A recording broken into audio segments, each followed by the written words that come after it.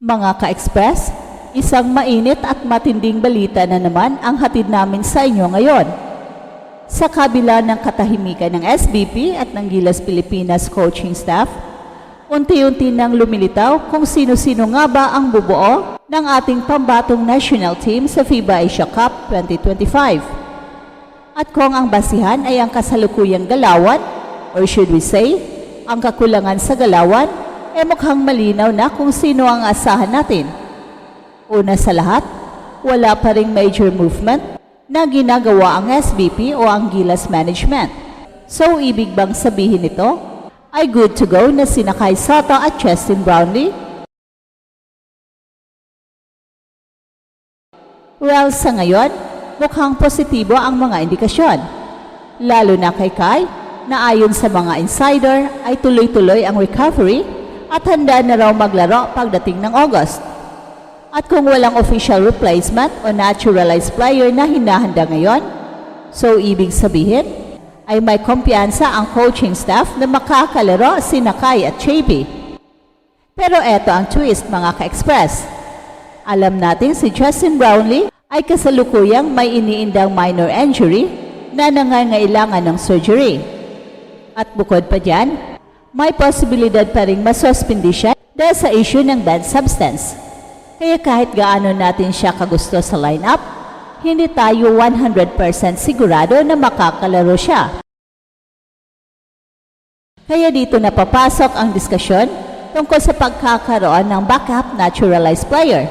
At ang pinaka-likely, walang iba kundi si Ange Kwame. Si Ange Kwame para sa iba ay hindi kasing explosive ni Justin Brownlee sa opensa, pero sulit sa depensa. May height, may hustle at higit sa lahat, kilala na niya ang sistema ni Coach Tim Cone.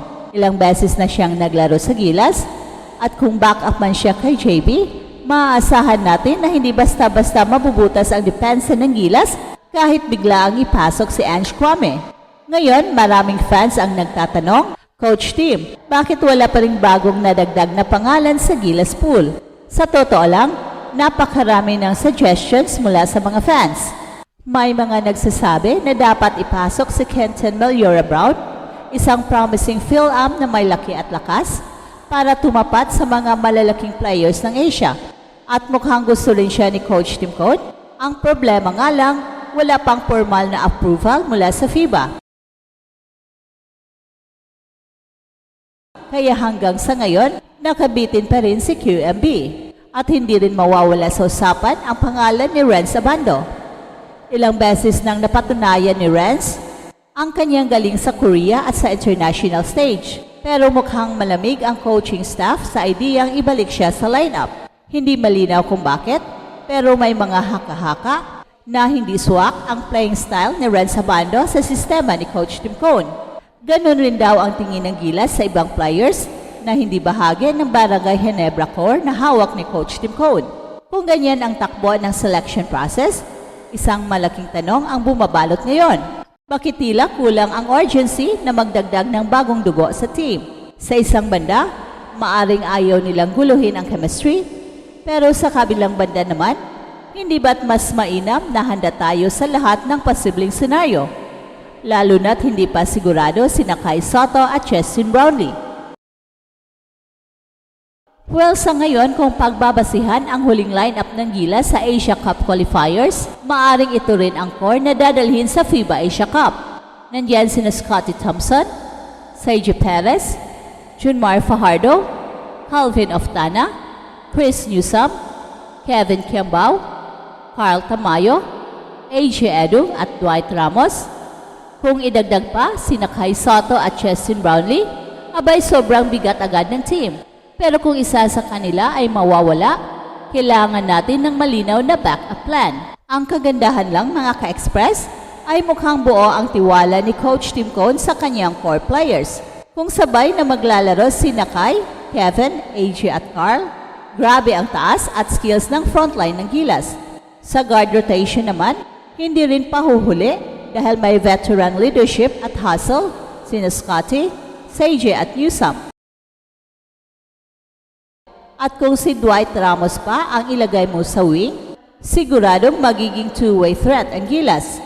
And as of now, ay wala pa ring mga major movements ang SBP para sa Gilas Pilipinas. So ibig bang sabihin nito na maglalaro si Nakay at Justin sa FIBA Asia Cup? Well, baka nga. Dahil kung hindi ay sigurado ngayon pa lang ay meron ng mga ginagawang solusyon ang Gilas. Pero mukhang good to go na si Kai ngayong August. Wala pa ring nadagdag na mga new players ang Gilas kahit na malakas na ang pananawagan ng mga fans na magdagdag na ng ibang mga players ang team. Kahit ang naturalization na Benny Boatwright ay hanggang sa ngayon ay wala pang development. And this is risky dahil may injury si Justin Brownlee, although minor lang ito, pero it needs surgery at kung sakali magkaroon ng suspension dahil sa pag-positive niya sa banned substance. Kaya kailangan ng another naturalized player in case hindi pwede si Justin Brownlee. Well, siguro they will just go with Ange Kwame, which is sa palagay ko ang second best choice para sa Gilas. Hindi na kasi bago si Ange Kwame sa sistema ni Coach Tim Cone.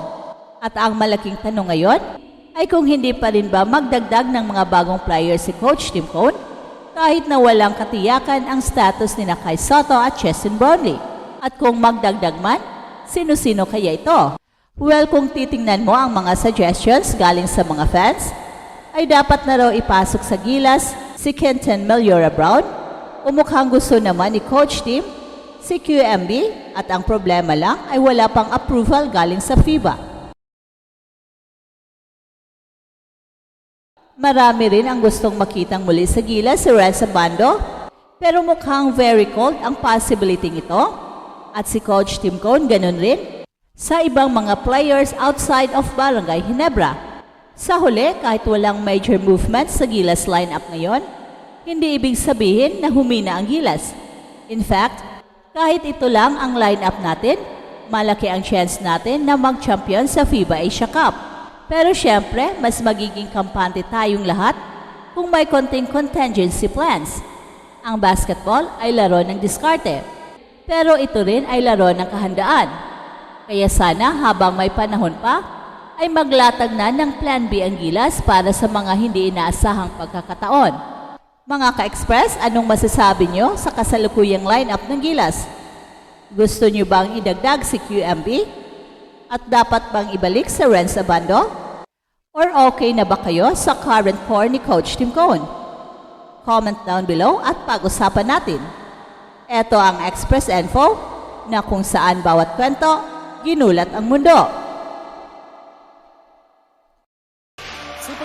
狙っていく。残り1分30秒。